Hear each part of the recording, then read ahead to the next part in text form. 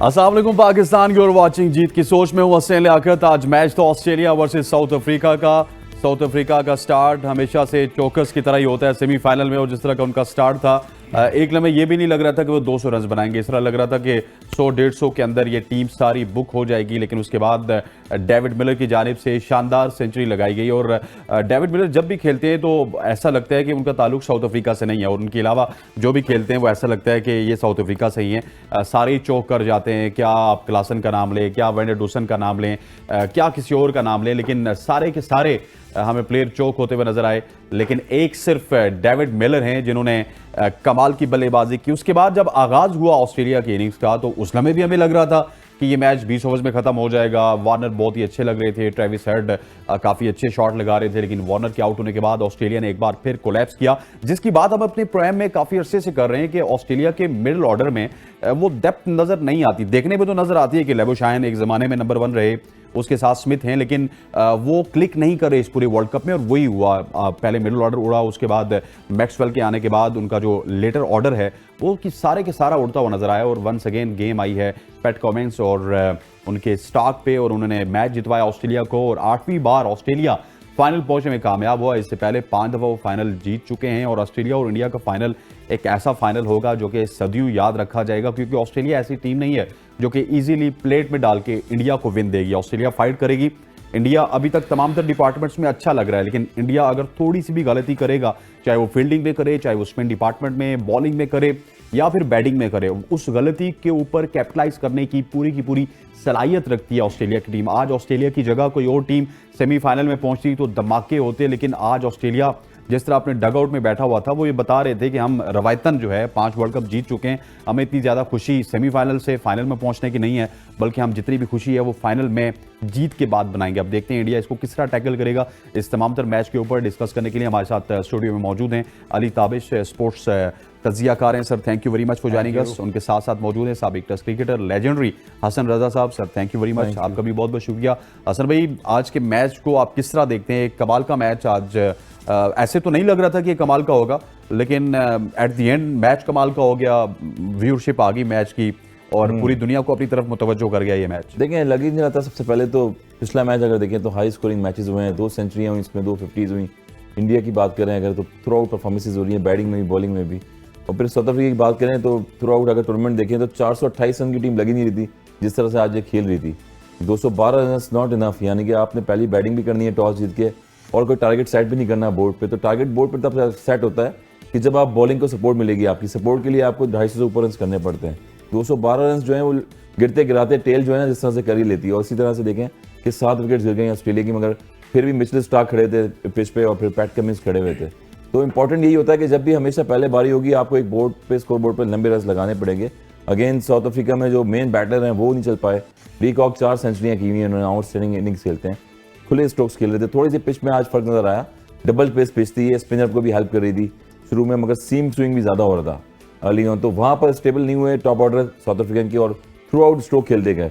मेरे ख्याल में अगर एक मिडल में एक पार्टनरशिप लगती मिलर क्लियर के साथ, मेरे फेवरेट बैट्समैन है मिलर क्लियर, क्योंकि T20 में T10 में जितनी भी क्रिकेट होती है फॉर्म में आउटस्टैंडिंग खेलते हैं वो।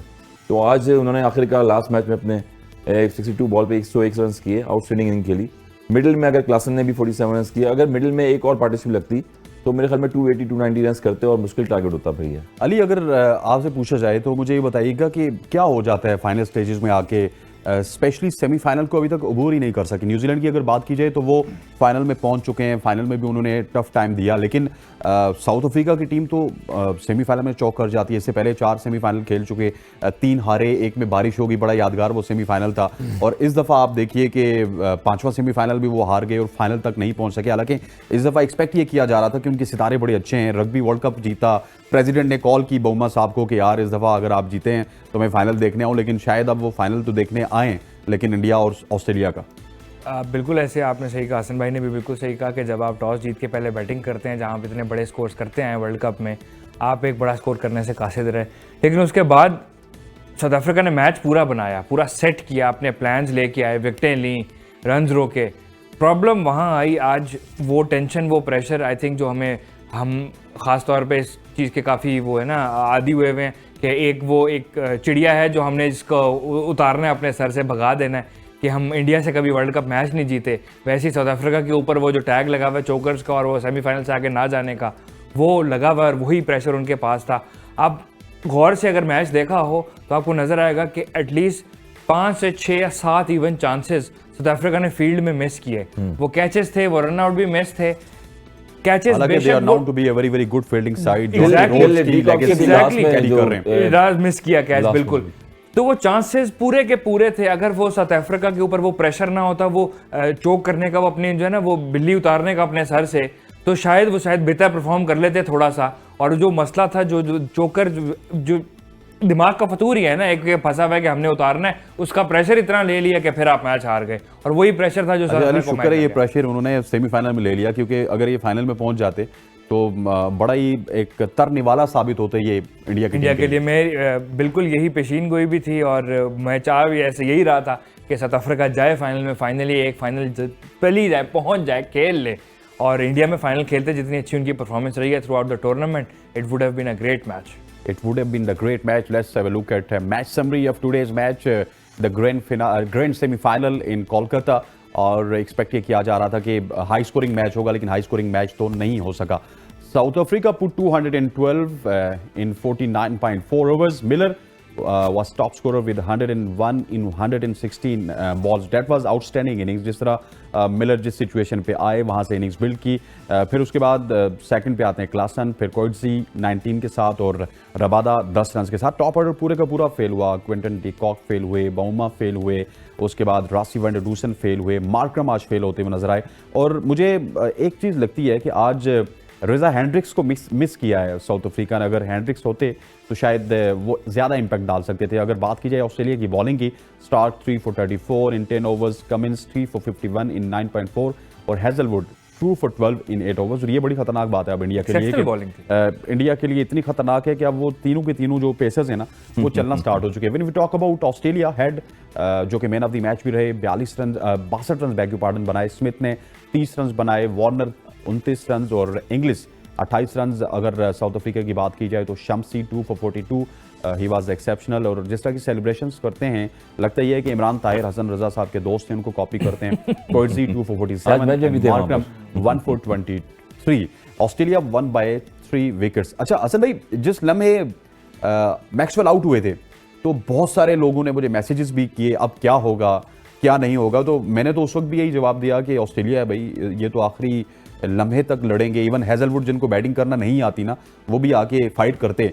और फाइनली फाइट हमें फिर देखने को मिली कि 7 विकेटों से ऊपर उन्हें गिरने नहीं दी। देखिए, टॉप ऑर्डर अगर फेल हो जाएगा तो एक की प्लेयर ऐसा होता है कि कोई ना कोई स्टेबल हो जाता है। हेड आज जिस तरह से खेले और उन्होंने आउटस्टैंडिंग इनिंग खेली है। हम बड़े बड़े जब नाम होते हैं फेल हो जाए तो कोई ऐसा प्लेयर बीच में आगे खेलता है कि वो अपनी कैपेसिटी पे बिलीव करता है कि मेरी इतनी स्ट्रेंथ है कि मैं ऑस्ट्रेलिया के लिए खेल रहा हूँ उस पोजीशन पे टॉप ऑर्डर में।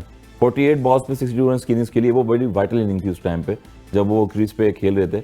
नो डाउट कि वार्नर आउट हो गया, स्मिथ ने भी 30 रन किए, मगर अगेन ये है कि लो स्कोरिंग मैच रहा है, मगर फिर भी फाइट की। ऑस्ट्रेलियन वो टीम है कि टिल एंड तक जो है वो फाइट करती है। और पैट कमिंस जिस तरह से खेल रहे थे, आपको पता है कि पिछले मैच में मैक्सवेल में अगर 200 रन उन्होंने बनाए, 201 रन, तो उनका एक अहम किरदार था क्रीज पे खड़ा होने का। आज भी इसी तरह से कि बॉलें जितनी भी थी मगर वो आराम से स्टे कर रहे थे, रिलैक्स होकर खेल रहे थे, विकेट थ्रो नहीं कर रहे थे। जबकि लॉन्ग ऑन ऊपर लिया है, लॉन्ग ऑफ ऊपर लिया होता। थ्रू आउट जो है कैप्टन साउथ अफ्रीका के जो है उन्होंने पूरे फील्डर साथ रखे हुए थे। थोड़ी सी मिस्टेक की है अर्ली ऑन बीच में जो साउथ अफ्रीकन कैप्टन थे कि स्लिप नहीं ली हुई थी आपने। हमेशा अगर 6 आउट हो गए आपके तो आपको चांस लेना चाहिए कि आप स्लिप जो है वो रखें। हमारे पाकिस्तान के मैच में भी देखें अगर कि कुछ चांसेस ऐसे जाते हैं जब टेल खेल रही होती है स्पेशली, तो इतने कॉन्फिडेंट बैटर्स नहीं होते। जहाँ पर रिवर्स बॉल हो रहा है क्रॉस द सीम करोगे तो वहाँ कहीं ना कहीं एज लगने का खतरा होता है। एक चांस था मिचेल स्टार्क का जहाँ पर वो थर्ड मैन पे जो है स्लिप नहीं ली, उसके बाद फिर बाद में स्लिप ली है जबकि कोई चांस नहीं आया। तो वो एक स्ट्रॉन्ग एरिया था। मगर पैट कमिंस की बात कर रहा हूँ मैं कि उन्होंने 62 बॉलों पे 12 रन बनाए थे उनकी इनिंग्स में मैक्सवेल में। तो आज भी यही किरदार अदा किया कि जबरदस्ती जो है नेसेसरी वो शॉट ही नहीं खेल रहे थे। कोई एक चांस मिला था डी कॉक से जहाँ पर वो कैच छूटा, अगर वहाँ पर बैक टू बैक 20 रन रहते थे उस टाइम पे, एक अगर वो आउट होते तो मेरे ख्याल में 2-3 बॉलें रहती थी, आपको कभी भी गिर सकती हैं और मैच प्रेशर में जा सकता है। ओवरऑल ऑस्ट्रेलिया ने फाइट करी है और अगेन जो है वो बैटिंग स्ट्रेंथ जो है इनकी अच्छी होगी डाउन द ऑर्डर भी। ताबिश ये बताएं कि क्या हुआ जो टॉप ऑर्डर है साउथ अफ्रीका का उसके साथ, मतलब इतनी ज़्यादा फॉर्म में मौजूद थे। डी कॉक की फॉर्म थी, बोंगमा एक वीकलिंग थे उसमें, लेकिन कप्तान है उनको बाहर नहीं निकाल सकते। रासी वनडर डूसन, मार्करम, क्लासन, मतलब कोई भी उस तरह से फायर नहीं कर सका। डेविड मिलर की तो बारी नहीं आती रही, वो जब जब बारी आती रही तो कुछ ना कुछ चिप इन करते रहे, लेकिन आज उनको मौका मिला वो 100 बना गए। लेकिन जो टॉप ऑर्डर था जिसके ऊपर ज़्यादा रिलाई किया जा रहा था वो क्यों फेल हुआ, क्या वजह लगी आप? एक तो जो ओवरकास्ट कंडीशंस थी उस टाइम पे, हालांकि साउथ अफ्रीका ने अपनी स्ट्रेंथ के ऊपर बैटिंग फर्स्ट डिसाइड की, लेकिन ऑस्ट्रेलिया के जो प्लान्स थे वो बहुत सॉलिड थे उनकी ओपनिंग को लेके। ख़ास तौर पे उन्होंने सबसे पहले तो रन्स उनके बिल्कुल चोक कर दिए, उनको ऐसी लाइंस पे रखा है कि वो रन मतलब ऑस्ट्रेलिया के लिए तो अच्छा हो गया ना कि गुड टॉस टू लूज हो गया एग्जैक्टली। लेकिन जो उन्होंने लाइन और लेंथ अपनी बरकरार रखी, उनको पता था कहाँ पे क्विंटन डी कॉक को रोकना है कि उसके रन्स रुक जाएं, उसके रन्स रुक जाएंगे वो खुद ही आउट हो जाएगा, अपनी खुद ही विकेट देगा। डेविड वार्नर की फील्डिंग एक्सेप्शनल थी आज।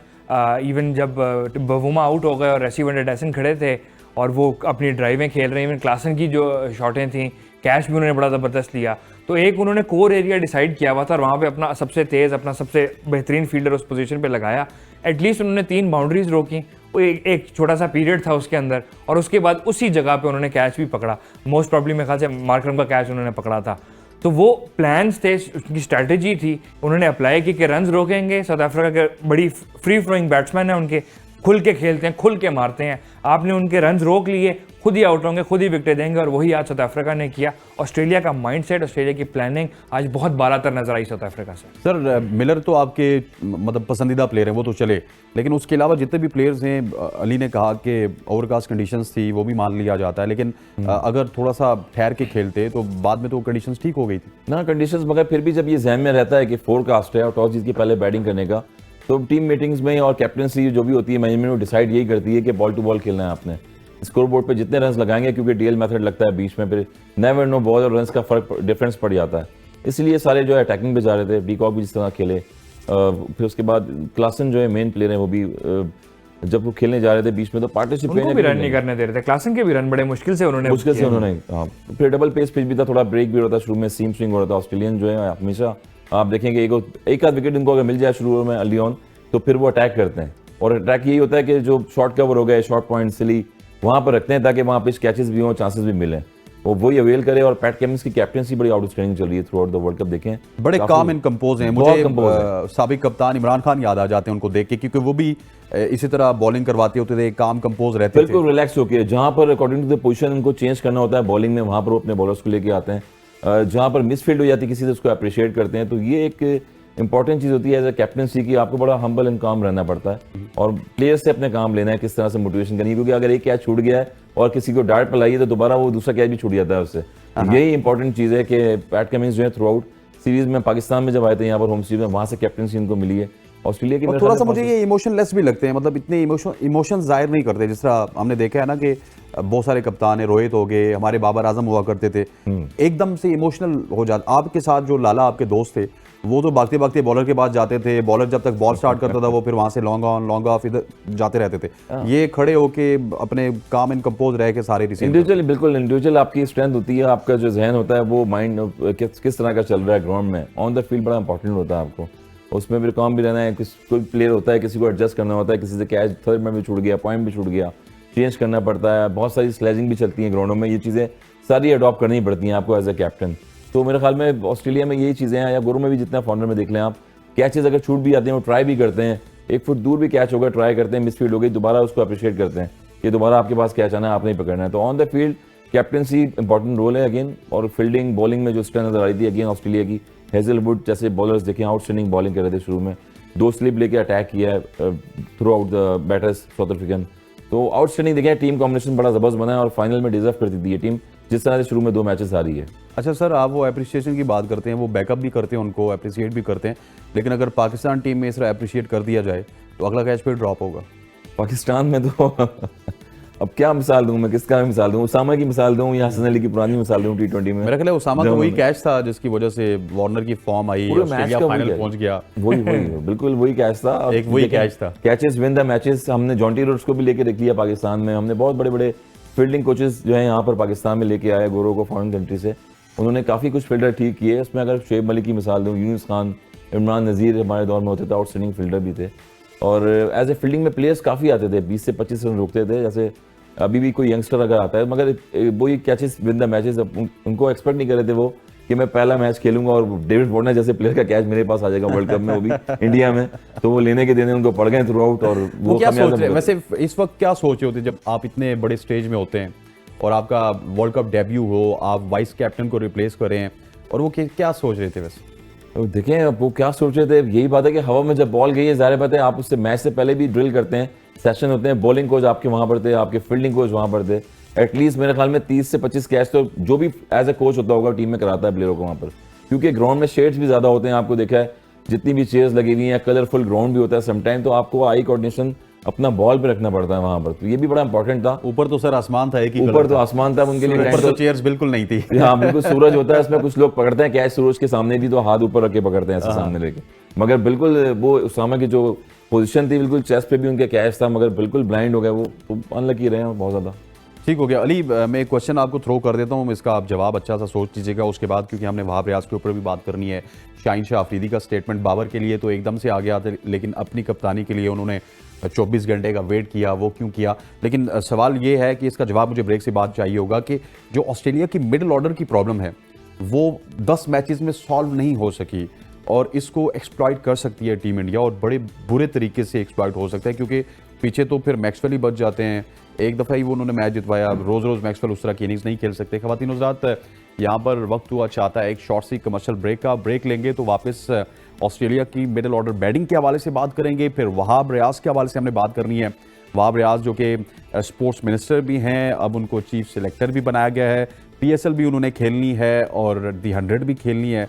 अब PSL खेलने वाला शख्स टीम किस तरह सिलेक्ट करेगा, ये एक बड़ा सवालिया निशान है। फिर शाहीन शाह अफरीदी के हवाले से बात करेंगे, और भी पाकिस्तान क्रिकेट के बहुत सारे इशूज़ हैं जिनके हवाले से बात करेंगे, लेकिन एक शॉर्ट सी कमर्शियल ब्रेक के बाद। Stay with us. Welcome back to show. बात हो रही थी ऑस्ट्रेलिया वर्सेस साउथ अफ्रीका के दूसरे सेमीफाइनल की, जो कि ईडन गार्डन्स कोलकाता में खेला गया, और एक बार फिर साउथ अफ्रीका चौक कर गई। लेकिन अब ऑस्ट्रेलिया की जो है ना वो चौक करने की भी जो आदत है वो नहीं जा रही, क्योंकि 10 मैचेस हो चुके हैं। ऑस्ट्रेलिया का जो मिडिल ऑर्डर है वो क्लिक नहीं कर रहा, ना लेबोशाइन रन्स कर रहे हैं, ना स्मिथ रन्स कर रहे हैं। स्टार्ट में जब वो वार्म अप मैचेस चल रहे थे या फिर 1-2 मैचेस चल रहे थे उसमें मिच मार्श खेले, लेकिन उसके बाद वो भी उस तरह से सिचुएशन को कैरी नहीं कर सके। और ये प्रॉब्लम शामी भी इसको जो है वो एक्सप्लॉइट कर सकते हैं, बुमराह भी कर सकते हैं, सिराज भी कर सकते हैं, इवन कुलदीप भी कर सकते हैं, और रविंद्र जडेजा भी कर सकते हैं। अली, ये प्रॉब्लम क्यों है, क्यों चल रहा है, और क्या ये फाइनल वाले दिन ख़त्म होगा? अहमदाबाद का स्टेडियम है, बड़ा स्टेडियम है,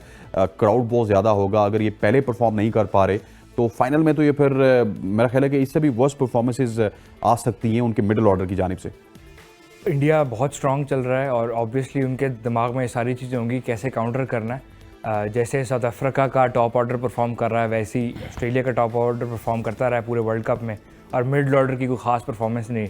लेकिन Australia is a much more stronger side mentally than South Africa.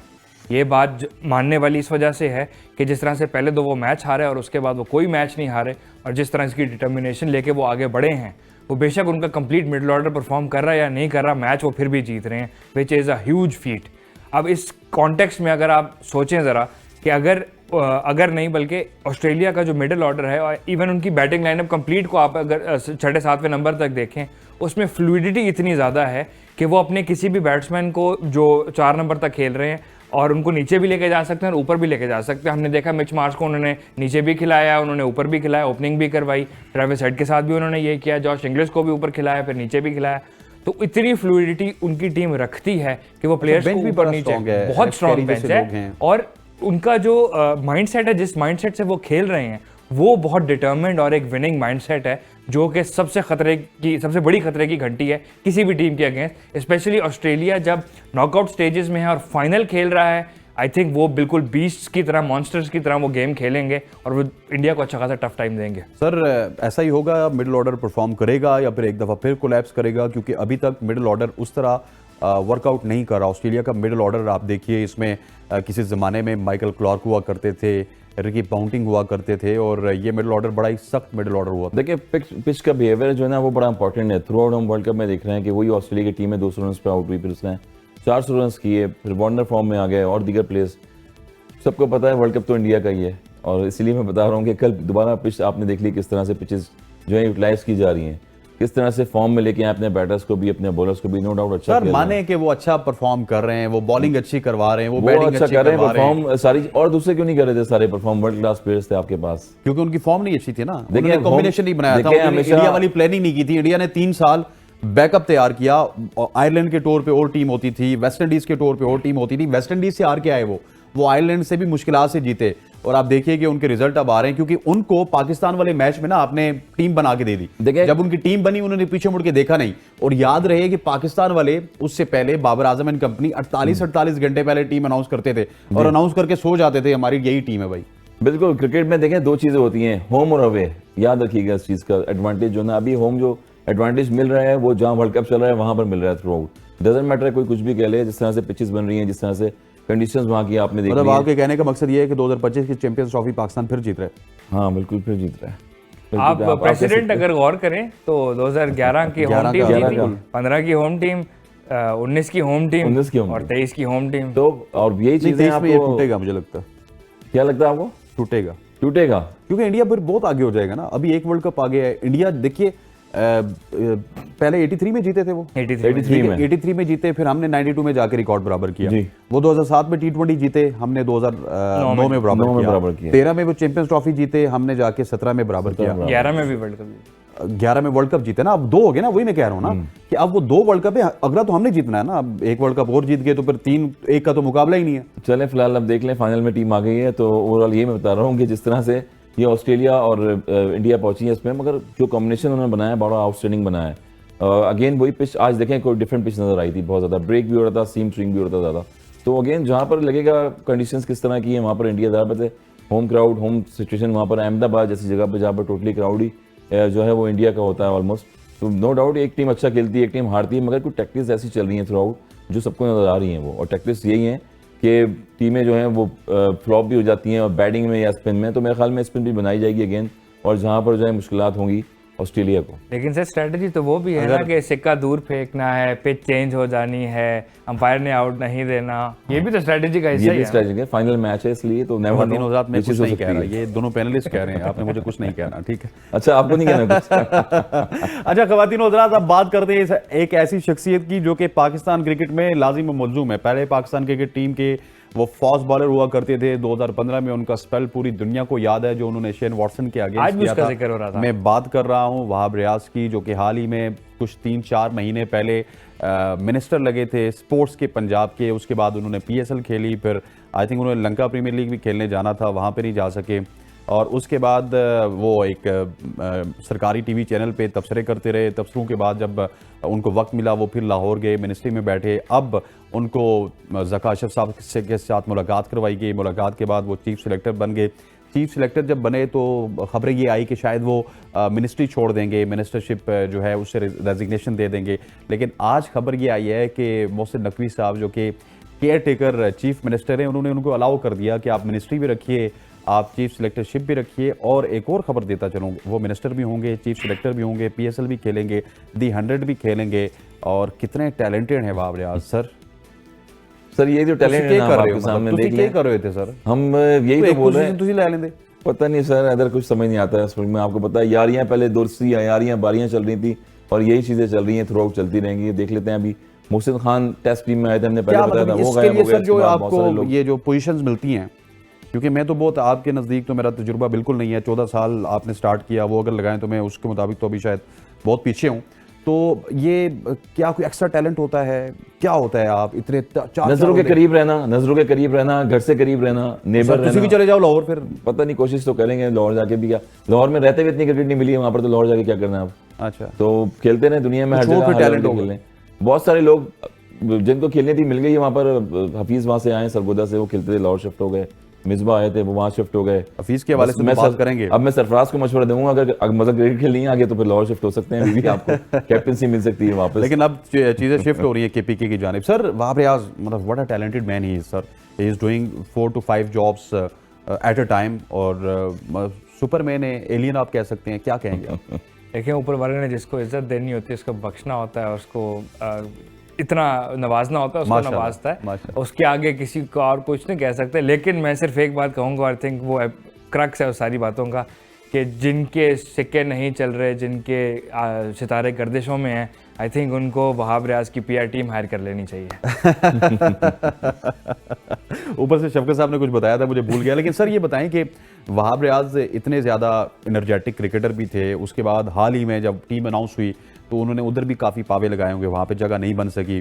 फिर अब चीफ सिलेक्टर आ गए हैं और फिर जो बॉलर गए थे उनकी जगह पे उनका फ्यूचर क्या होगा। बाबर आजम के साथ भी इतना ज़्यादा उनका कोई टर्म्स एंड कंडीशन मुझे अच्छे लगते नहीं हैं, क्योंकि काफ़ी अरसे से टीम से आउट थे जब से बाबर आजम ने कमान संभाली थी। सरफराज लास्ट जो कैप्टन थे वो उनको सपोर्ट कर रहे थे।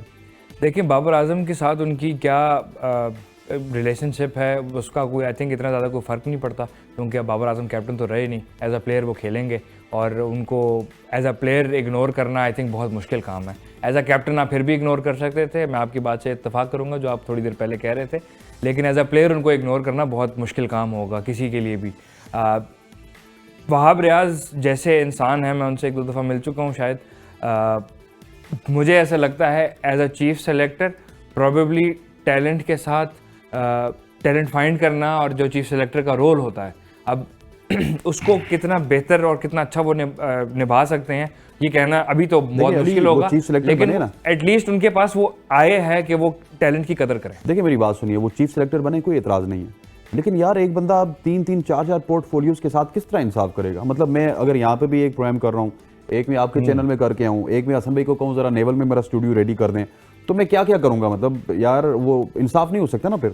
बिल्कुल आपकी बात ठीक है। आई थिंक यहाँ पे आपको थोड़ा सा वो इस्लाम वाला रूल फॉलो करना पड़ेगा कि अगर 4 शादियां करनी है तो फर्ज सबके निभाने पड़ेंगे, और अगर नहीं निभा सकते तो फिर आप रख भी नहीं सकते। नहीं, उधर से तो कोई निकाल भी नहीं सकता ना। बोर्ड की रिकमेंडेशन है ना, अगर बोर्ड जो है आपको कॉन्ट्रैक्ट कर होता है, फिर आप स्टैट्स निकालते हैं पैसों के कि मिकी आर्थर को इतने पैसे दे रहे हैं, जमाम भाई को इतने पैसे दे रहे हैं, फला बॉलिंग कोच को इतने पैसे दे रहे हैं। जिनको पैसे दे रहे हैं अगर पाकिस्तान क्रिकेट बोर्ड, उनको फिर एक लॉयल्टी पे रखे ना कि 6 महीने आपने रहना है यहाँ पर, काम करना है, साल रहना है, एक ही जगह पे काम ऑफर दे दें, आप कह दें यार कि जितने में ही आ रहे हैं 50% मुझे दे दो, मैं आ दूं। पता नहीं क्या नाराजगी है, बहरहाल छोड़े मुझे तो। वो सरफराज का मैं तो पीछे लगाऊं कि बेचारा उसने क्या कसूर किया है कि शान मसूद को आपने टेस्ट टीम में वापस सरफराज को बताया गया था, तो बहुत सारी चीजें ऐसी। खबर ये है सरफराज को जब बुलाया गया था धानी के साथ, उनको ऑफर की गई थी कि आप कप्तान बन जाएं, ये बाखबर जराए कह रहे हैं। तो सरफराज ने कहा कि ये रवायत खत्म होनी चाहिए। 2019 में आपने मुझे भी इसी तरह जोर जबरदस्ती से हटाया, अब बाबर को हटाएंगे, तो मैं समझता हूँ कि इनको आप कंटिन्यू करें और 2-3-4 सीरीज के बाद फैसला कीजिएगा, एकदम वर्ल्ड कप के बाद आप फैसला ना करें। सरफराज को तो ऑफर हुई है, चलो ऑफर हुई है तो एक्सेप्ट करनी चाहिए थी मेरे ख्याल में। ऑफर हुई है, मगर आप खेलने पे भी आप अगर खेलें नो डाउट, मगर एक चीज सरफराज नहीं चाहते कि आप 37 साल के वो हो चुके हैं, एक दफा फिर टीम के कप्तान बने। आपको पता है कप्तान के ऊपर तो फिर बातें होती हैं। और ऐसे सीरीज देख लें, सीरीज कौन सी है, सीरीज असल वजह सारी है सीरीज की, सीरीज कौन सी है देख लें आप। और शान मसूद को अब बनाना ऑप्शन ही बन गया था, इंग्लिश भी अच्छी बोल लेते हैं और पढ़े लिखे भी हैं माशाल्लाह से, तो इसलिए शायद उनको कप्तान बनाया। अब ये दोनों चीज़ें देख लेते हैं किस तरह से मैच करती हैं। जितनी परफॉर्मेंस दी है डोमेस्टिक में, इंप्रूव तो काफ़ी उन्होंने किया है, मगर जिस जगह पर वो जा रहे हैं वहाँ पर, और ये ना हो कि वापस जो है वो मुश्किल टूर हो जाए उनके लिए, क्योंकि परफॉर्मेंस करना अपना इंपॉर्टेंट है, फिर कैप्टनसी करना इंपॉर्टेंट है। उनको 2 साल के लिए कप्तान बनाया गया, 2 साल के लिए कप्तान बनाया है। चले लेट्स सी 2 साल के लिए बनाया गया, यानी कि अब ग्रोमिंग का टाइम आ गया उनका कि अब उनको ग्रोम कर रहे हैं आगे फ्यूचर के लिए, कप्तानी के लिए। तो ठीक है आगे के लिए कर रहे हैं, तो अब इस एज में कर रहे हैं उनको ग्रो, क्योंकि कप्तान तो आप पहले नहीं किया था किसी को कप्तानी में आपने। तो अब देख लेते हैं एज ए बैटर वो कितनी परफॉर्मेंस देते हैं और कैप्टनसी कितनी करेंगे फिर। ये ना हो सर 3 महीने बाद जका साहब चले जाएं घर अली, और उसके बाद कप्तान भी सारे घर चले जाएं एक दफ़ा, फिर बाबर आजम कहे कि अपना वक्त आएगा और उसके बाद वो वीडियोस चलें। देखें 3 महीने बाद आई थिंक PSL ख़त्म हो चुकी होगी, वो चले जाएंगे शायद घर।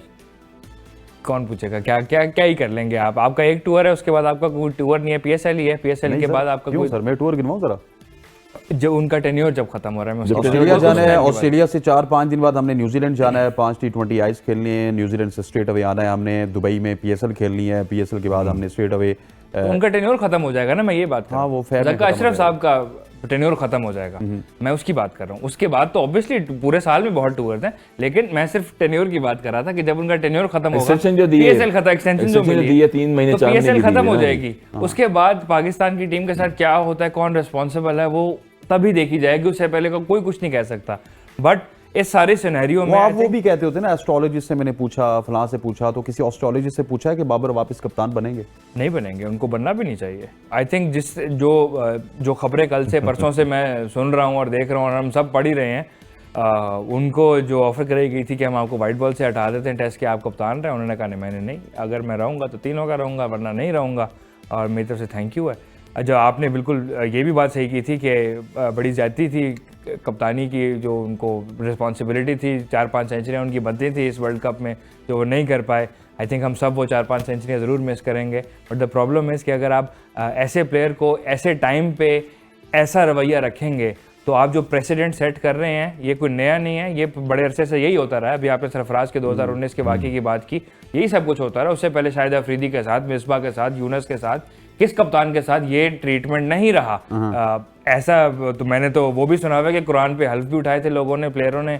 जी, आपके लाला ने भी उठाए थे, हल्फ उठाए थे, काफी लोगों ने हल्फ उठाए थे। सर, ये हो सकता है कि कल मियां साहब की वापस गवर्नमेंट आ जाए, उसके बाद नजम सेठी आ जाएं और उसके बाद कप्तान बदलें और फिर हमें सारे फॉर्मेट्स में या फिर एटलीस्ट 2 फॉर्मेट्स में इमाद वसीम को कप्तान जो है वो बर्दाश्त करना पड़े। बर्दाश्त क्या, अच्छे कप्तान साबित हो कुछ भी कह सकते हैं, कुछ भी कह सकते हैं, कुछ भी हो सकता है। देखिए ना, बाबर आजम जिस तरह से इंडिया का टूर आया, कितना मुश्किल हो गया। अभी नंबर 1 टीम यही थी आपकी, 2 टेस्ट में जब रिसेंटली टीम नंबर 1 गई थी, कप्तान नंबर 1 प्लेयर था, शाहीन नंबर 1 बॉलर था, मतलब 3 प्लेयर आपको मिल गए। 3 इंडिया ने तो डिसमेंटल कर दिया आपकी टीम। फास्ट बॉलिंग में 3 प्लेयर आपके मिल गए जनाब, के जो कह रहे हैं कि नसीम शाह और शाहीन शाह अफरीदी और हारिस रऊफ जो है वो बेस्ट बॉलर रहेंगे अभी सालों तक। तो अभी तो 2 महीने नहीं हुए, एशिया कप हुआ था, उसके बाद कोई इंजरी हो गई और फिर वनडे क्रिकेट खेली फॉर्मेट में आए तो वहाँ पर एक्सपोज हो गए सारे बॉलर्स। T20 फॉर्मेट है, वही हमने पहले बताया कि T20 डिफरेंट है, 50 ओवर्स गेम डिफरेंट है। अगेन फिर कैप्टनसी पे आपने की चेयरमैन की कुर्सी बस यही नजम सेठी और ज़काशफ के गिर्द घूमती रहेगी। अब देखें जिस तरह के हालात भी चल रहे हैं तो यही हो रहा है, पैटर्न्स चीफ होते हैं वहीं से वहाँ पर आते हैं। पहले ज़माने में तो मेरे ख्याल में नहीं होता था। पाकिस्तान क्रिकेट बोर्ड में अगर आप देखें जब 90s के एरा में भी ऐसा ही होता था। पैटर्न इन चीफ प्लेयर की वैल्यू होती थी पहले। तौकीर ज़िया, उसके बाद जनरल तौकीर ज़िया ने जितनी सख्ती की थी शोएब अख्तर पे, जनरल साहब उस टाइम, शोएब अख्तर तो उस वक्त संभाले ही नहीं जा रहे थे। उन्होंने क्रिकेट के लिए काफी काम किया, उन्होंने देखें हाई परफॉर्मेंस सेंटर बनाया आपका, वरना वही टीम थी कि वो इंफ्रास्ट्रक्चर पे सबसे अच्छा काम किया, बहुत अच्छा काम किया। टूवर्ड्स ए टीम में बहुत ज्यादा काम किया। ए टीम में जो है उन्होंने ट्रैवलिंग करवाई है वहाँ मैचेस के लिए, against whom series, away series के। पाकिस्तान में फिर टीमें आना शुरू हो गई थी यहाँ पर ए टीमों की, उसमें से प्लेयर प्रोड्यूस हुए। सारे जितने भी प्लेयर्स हैं आपको पाकिस्तान में नजर आ रहे हैं, सब ने खेला इंटरनेशनल लेवल पे, T20 फॉर्मेट में खेला। तो क्रिकेट के लिए कुछ ना कुछ छोड़ के जाना पड़ेगा आपको। ये थोड़ी कि आप चेंज कर रहे हैं, चेयरमैन चेंज हो गया, सिलेक्शन कमेटी चेंज हो गई, 2 साल बाद लोग थोड़े खामोश हुए और वापस दूसरे लोग आ गए। ठीक हो गया जी। हसन रजा साहब और अली ताबिश से डिस्कशन का सिलसिला जारी रखेंगे। यहाँ पर वक्त हुआ जाता है एक शॉर्ट सी कमर्शियल ब्रेक। ब्रेक के बाद आएंगे तो शाहीन शाह अफरीदी के हवाले से बात करेंगे और हफीज साहब का जिक्र किया था हसन रजा साहब ने, तो उस हवाले से भी बात करेंगे। स्टे विद अस।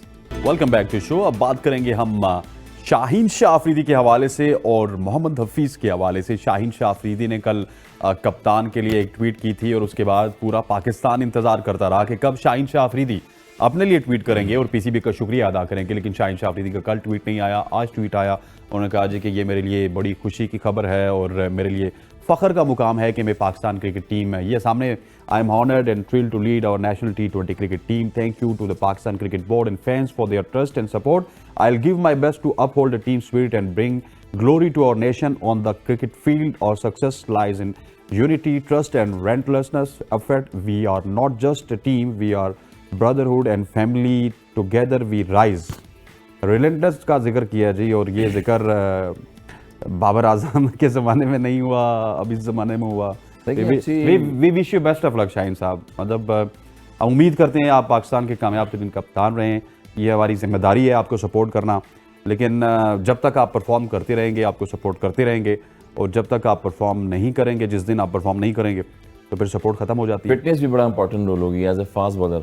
तो जिस तरह हम बात कर रहे हैं पैट कमिंस की, ऑस्ट्रेलिया की वाहिद कप्तान है, वो सीरीज बैक टू बैक जिताया जा रहा है अपनी टीम को, और जहाँ पर हार रहे होते हैं वहाँ पर टीम को लिफ्ट करते हैं। हमेशा देखें जब टीम जीतती होती है सारी चीज़ें अच्छी नजर आएंगी आपको, मगर जब हारेंगे तो वहाँ कैप्टनसी का पता लगता है कि कैप्टनसी कितनी आपकी स्ट्रेंथ है और कितना आपका दिमाग जो है वो कैप्टनसी पे चल रहा है ऑन द फील्ड। प्लेयरों के हवाले से भी, इंडिविजुअल भी बहुत सारी चीज़ें सहनी पड़ती हैं, और जो कि बाबर आजम में वो चीज़ नज़र नहीं आ रही थी। डिसीजन कुछ गलत लिए जिसकी वजह से ये डिसीजन लेना पड़ा। अगर अब शाहीन आए हुए, जिस तरह से शाहीन बॉलर है, फास्ट बॉलर, तो बॉलिंग में आपको यही होता है कि सर्कल से दूर नहीं जाना है। कुछ टैक्टिक्स ऐसी होती हैं कि आपने प्लेयरों के क्लोज टू द दायरे में रहना है, वहाँ पर जाके जब किसी को पिटाई लग रही है, एप्रिसिएशन देनी है, वो बहुत सारी चीज़ें ऐसी होती हैं, नर्व्स को कंट्रोल करना पड़ता है आपको। तो अब उनके लिए टास्क होगा बहुत बड़ा, क्योंकि थ्रू आउट इंडिविजुअल तो प्लेयर जो होता है वो अपनी एफर्ट करता रहता है अपनी स्किल्स से। बॉलिंग से जैसे कर रहे हैं आप, फील्डिंग में देखें डाइवें मारी उन्होंने, थर्ड में भी गए वहाँ डाइव मारी, कैचेज उन्होंने लिए। शाहीन ने बहुत आउटस्टैंडिंग बैटिंग में जहाँ स्ट्रेंथ मिलती है वहाँ पर वो स्लॉट में अपने। सर आप वही बातें कर रहे हैं, मुझे एक बात आपकी बातों से याद आ गई। जिस वक्त नई गवर्नमेंट आती है ना,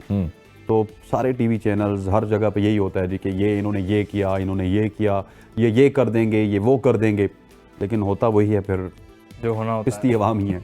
तो वो तो सबसे तो पिस्ती अवाम भी है, और उसके बाद होता भी यही है कि देखिए मैंने जिस तरह मैंने तो से सिंपल कह दिया था ना हसन भाई कि we wish you best of luck. हम तब तक नहीं बोलेंगे जब तक आप रिजल्ट नहीं देंगे। अब न्यूजीलैंड के से पहले तो हम नहीं बोल सकते शायद नहीं बोल कप्तानी सकते का। अभी आगे लेकिन उसमें आपने जो सारी चीजें रिमाइंड करवा दी ना, मैंने इसलिए तो रिमाइंड करवाई ना। मुझे इस तरह लग रहा है कि जिस तरह एक करंट अफेयर का एक एंकर नहीं होता, जी। वो बता रहा होता है इन्होंने ये किया ये किया ये किया ये किया, अब ये कर देंगे। हमने इसलिए बताया ना क्योंकि अभी तो तारीफ होती है जब आता है प्लेयर एक पाकिस्तान के लिए खेल रहा है या फिर कैप्टनसी कर रहा होता है, तो कहते हैं कि हाँ जी वाह वाह। उसके बाद फ्रेंचाइज अब खेले में कैप्टनसी की भी है, सबने बोला अभी बाबर के अगेंस्ट 2 ग्रुप बन गए थे ना कि यार इसको निकाल दो उसको हटा दो, तो अब दूसरे आ गए, देख लेते हैं दूसरे क्या करेंगे। मगर ये मैं फिटनेस की बात कर रहा था कि फिटनेस इंपॉर्टेंट होगा शाहीन के लिए। अब एज ए कैप्टनसी आपको फिटनेस पे रिहैब के बाद आप वापस आएँ तो आपको अपने आप को बड़ा फिट रखना पड़ेगा, उसमें कैप्टनसी के हवाले से परफॉर्मेंस बड़ी इंपॉर्टेंट होगी। वही बॉलें जो हैं उनकी के राहुल वाली, रोहित शर्मा वाली वापस आनी चाहिए, एज ए कैप्टन परफॉर्मेंस देनी चाहिए, फिर आप एज ए कैप्टन अब आ जाएंगी।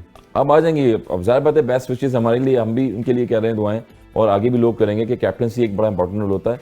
और पास में जितने भी कैप्टन्स गुजरे हैं, लेकिन किसी अब को राज आएंगे है तो ये एक सवाल कैप्टनसी और नहीं भी आएगी। पैदा होगा ना अली कि ये पहले बॉलें किधर थी, इंडिया में किधर थी?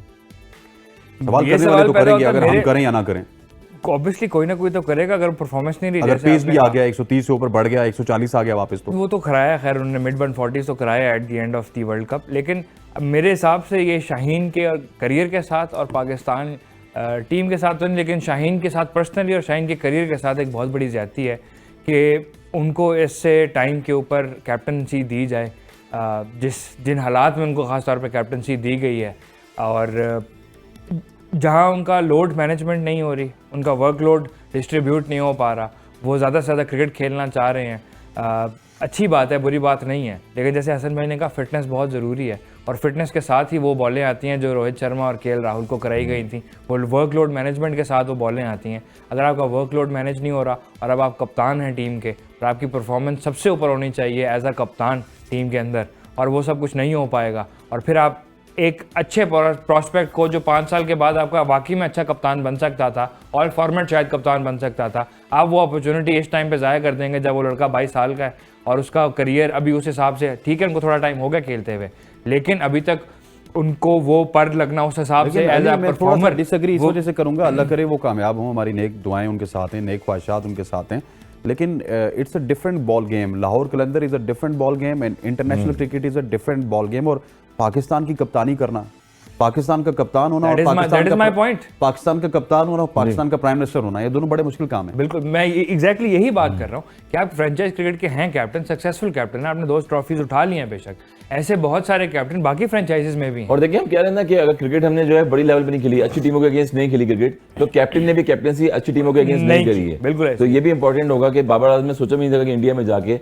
एक नंबर 1 चैंपियंस टीम होगी एकदम से, और जाके क्लैप्स हो जाएगी एशिया कप से लेके दो टूर्नामेंट आए उसमें एकदम से let me bring this to both of you कि मुझे ये बताइए कि नायब कप्तान का ऐलान ना होना एक बहुत बड़े सवालिया निशान है। देखिए कि Shaheen Shah Afridi is a injury prone, ठीक है जी, मैंने ये कल भी आपको बात ज़हन की में थी रखना है। मैंने कल प्रोग्राम में आपको ये बताया था कि अब अगर जो नायब ड्यूरिंग कप्तान वाइस होगा कप्तान थे भी वो कहां गए, कैप्टन का एग्जैक्टली, लेकिन जो भी नायब कप्तान होगा, इवन रिजवान होगा या शाहीन शादाब होगा, आई थिंक इन दोनों के अलावा अगर आउट ऑफ बॉक्स सोचे तो कौन हो सकता है? आप साउथ शकील पे इन्वेस्टमेंट कर लें, नहीं वो T20 में है ही नहीं, लेकिन खैर जो भी होगा उसकी तो जिम्मेदारी मुझे बढ़ती हुई नजर आ रही है, क्योंकि 3 टेस्ट मैच इन्होंने खेलने ऑस्ट्रेलिया में। जी ऑस्ट्रेलिया में, अल्लाह खैर करे ऑस्ट्रेलिया में खेलने। ऑस्ट्रेलिया में आपको पता है कि बॉलर्स अक्सर जाते हैं, और मुझे पता है हमारे साथ बीत चुकी है, हमारे साथ साउथ अफ्रीका में नील मैकेंजी और ग्राहम स्मिथ जैसे प्लेयर्स थे, और जितने प्लेयर्स थे वो 3 टेस्ट मैच थे डरबन में, साउथ अफ्रीका में, न्यूजीलैंड में, वो 3 टेस्ट मैच खत्म नहीं हो पा रहे थे, इतने लंबे हो गए थे, क्योंकि उस टाइम पे फास्टेस्ट बॉलर थे, एक ग्रीन पिचेस थी वहाँ पर, हमारे बैटर्स नाकामी का शिकार हो रहे थे मुसलसल, तो वो टूर इतना मुश्किल लग रहा था कि अभी फ्लाइट करा के वापस पाकिस्तान चले जाएं। तो ऐसे टूर भी आते हैं करियर में। सर मेरे क्वेश्चन का जवाब दीजिएगा कि नायब कप्तान का होना कितना ज़रूरी है, और आपको ऐसा शार्प नायब कप्तान चाहिए कि हो सकता है कि आपको हर दूसरे तीसरे मैच के बाद शाहीन को रेस्ट देनी पड़े उनकी परफॉर्मेंस बहुत इंपॉर्टेंट है एनहेंस करने के लिए। इससे पहले आप जो सवाल कर रहे थे यही कि शाहीन को मुबारकबाद दे रहे हैं हम कैप्टनसी का, उन्होंने ट्वीट भी किया है, मगर मैंने आपको क्या बोला कि एज ए फिटनेस लेवल वो ये होगा, वो बैटर्स नहीं है, वो बॉलर्स हैं, और बॉलर्स को कभी इंजरी हो सकती है, आपको पता है, और आपको अगर इंजरी होगी तो आप एक ओवर के लिए बाहर भी जा सकते हैं। तो वाइस कप्तान कौन होगा, वो कौन सीनियर होगा ऐसा कि जब पिटाई लगी होगी उस टाइम पे जो कंट्रोल दिया जाएगा कि यार आप थोड़ा सा देखो ग्राउंड में जाके। बाबर आजम जैसे बैटर्स जो हैं वर्ल्ड क्लास प्लेयर, वो आपने देखा कि 1-2 ओवर में बीच में मैच में बाहर आ गए थे, तो ये सिचुएशन ऐसी हो सकती है बीच में, उसके लिए आपको तैयार रहना पड़ेगा। फिर वाइस कैप्टन की बात की आपने, वो वाइस कैप्टन का होना बहुत ज़रूरी है, अनाउंस करना चाहिए, मगर इसलिए नहीं करे कि अभी एक आध परफॉर्मेंस हो जाए किसी से, जो परफॉर्मेंस देता है तो वो वाइस कप्तान बनता है, फिर कप्तान भी बनता है और उसके बाद बाहर भी होता है। नहीं, तो ये शादाब ऑप्शन तो कप्तान नहीं बने। ऑप्शन दूसरा होगा ना, और बीच में अगर शादाब नहीं तो। मैं यही बात करने लगा था कि आपने बाबर की कप्तानी में जो इन्वेस्टमेंट की वाइस कप्तान वो शादाब और रजवान के ऊपर की, और जब आप कप्तान चेंज कर रहे थे आपने दोनों को कंसिडर ही नहीं किया, किसी खाते में नहीं रखा। तो आपने कहाँ डेवलपमेंट की वाइस कप्तान में? जो आपने इन्वेस्टमेंट की थी वो कहाँ गई? फायदा क्या हुआ ऐसे इन्वेस्टमेंट का? तो अगर आपने अब ये कर ही दिया है तो आई डोंट थिंक, मुझे ये लगता है कि आप उन दोनों को फिर दोबारा वाइस कप्तान भी ना अनाउंस करो जब आपने उनको वो रिवॉर्ड नहीं देना। अगर आपने उनको उस रोल में रखा हुआ था, आइडियली पूरी दुनिया जितनी बड़ी टीमें हैं वो करती हैं, वो वाइस कप्तान उस बंदे को रखती हैं जो पता होता है कि ये नेचुरल सक्सेसर बनता है इसकी कप्तानी के बाद। आपने जब इतना इन्वेस्ट किया, इतना टाइम लगाया, इतने टूर्स दिए, इतने मैचेस दिए, उनको हर हाल में खिलाया ही खिलाया, तो आपने फिर डेवलपमेंट किसकी की और कहाँ की? Excellent point sir, excellent point. अच्छा सर, बहुत सारी तकलीफ है आपके दोस्तों को, आपके साथ क्रिकेट खेलने वालों को, लेकिन इतने एडवांस में तकलीफ नहीं होनी चाहिए। मैं समझता हूँ कि थोड़ा सा वक्त देना चाहिए। जिस तरह मैंने शाहीन शाह अफरीदी को भी हमने वक्त दिया, जो मीडिया का काम है वक्त देना। हफीज साहब बन गए टीम डायरेक्टर, तो कुछ लोग हैं उनको जो है ना बड़ा नागवार गुजरा कि हफीज क्यों बन गए, इतने जल्दी क्यों बने, अभी तो उनको वक्त चाहिए था। 21-22 में रिटायर हुए, 23 में वो टीम डायरेक्टर बन गए, हमने तो 10 साल इंतजार किया था, हम तो कुछ नहीं कर रहे, हम तो टीवी पे बैठ के तज्जिए कर रहे हैं। बड़ा नागवार गुजरा है काफी। ये जब क्रिटिसाइज इतना हो गया, चीफ सेलेक्टर आपके during the tournament world cup था उसमें बाहर हो गए, उसके बाद चेयरमैन साहब आए, उनसे कोई इख्तिलाफात कैप्टन के चलना शुरू हो गए, व्हाट्सएप ग्रुप पे मैसेजेस वगैरह आगे, मिसअंडरस्टैंडिंग रही है बीच में, मोनी मॉर्कल ने रिजाइन दे दिया। तो कहीं ना कहीं ऐसी चीज़ें चलती रही, थ्रू आउट कंट्रोवर्सी चली थी जहाँ पर कोई चीज़ स्टेबल नहीं हो पा रही थी। तो ऑप्शन किसी भी के पास यही रखे हुए हैं। सुहेल तनवीर हो गए, यूनुस खान भी आए थे, वो भी हो गए, हफीज़ हो गए। हफीज़ जो है काफ़ी अरसे से जो है वो क्रिकेट भी खेल रहे हैं, T20 फॉर्मेट में मेरे ख्याल में एफ्रो T20 भी खेलने गए थे और दीगर लीग्स भी खेलते रहते हैं। मगर वही बात है कि अगर पाकिस्तान क्रिकेट बोर्ड ने जिनको असाइनमेंट दी हुई है उनको फिर टाइम निकालना पड़ेगा अपनी जो दीगर मसरूफियात हैं उन चीज़ों से। लेकिन डेफिनेटली हफीज टाइम निकालेंगे, लेकिन हसन भाई आपको वक्त तो देना चाहिए ना यार। आप पहले ही टीवी पे बैठ के कह देते हैं जी कि इनको टाइम नहीं देना चाहिए था, इनको अभी 5-10 साल वेट करवाना चाहिए था, रगड़ा देना चाहिए था, ये किधर से आ गया? हम अभी वावे बैठे हुए हैं।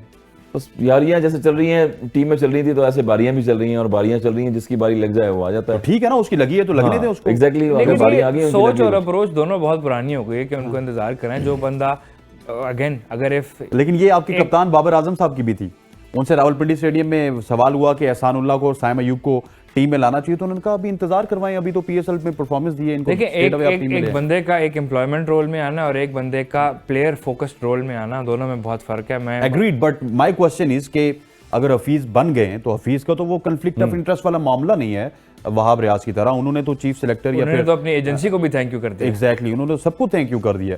इवन वो जो जहां पे बैठे हुए थे मेरे ख्याल उनको भी थैंक यू करके चले गए, टीवी चैनल पे बैठे हुए थे। जी। लेकिन उसके बावजूद साबिक क्रिकेटर्स का इस तरह सीखपा होना, वो मैं उसी की बात करूं, वो रद्द अमल आई थिंक उस रोल के लिए जस्टिफाइड नहीं है किसी भी तौर पे। फॉर एग्जांपल अगर मैं आज यहाँ बैठा हूँ, मेरी जगह कल कोई और बैठा होगा, तो मैं किसी और चैनल पे जाके ये बैठ के सुनूं करो कि उन्होंने किसी और को बिठा लिया, ये बात मुझे अच्छी नहीं लगी, मैं सड़ गया हूँ, मुझे उन्होंने सूप नहीं पिलाया, मुझे उन्होंने चाय नहीं पिलाई। तो वो बिटरनेस है, आपके अंदर की टॉक्सिसिटी है जो पूरी दुनिया के सामने आप डिस्प्ले पे रखी हुई है। वैसे ही PCB का हमारे क्रिकेट टीम का पिछले एक हफ्ते में जितना मजाक पूरी दुनिया में बन गया, प्लीज खुदा का नाम आने बस कर दें। मजीद मजाक उड़ाना पाकिस्तान क्रिकेट का, कुछ रिस्पेक्ट इस मुल्क की जो थोड़ी सी बाकी है उसको बरकरार रखें। अगर नया सिस्टम आ गया, जैसे आपने कहा कि we will fully support them, we will fully back them. हमारी सपोर्ट हमने जैसे बाबर आजम को दिया, पिछले कप्तानों को की, as sports lovers, Pakistan lovers, हमारा उतना ही फर्ज बनता है हम उनको भी सपोर्ट करें।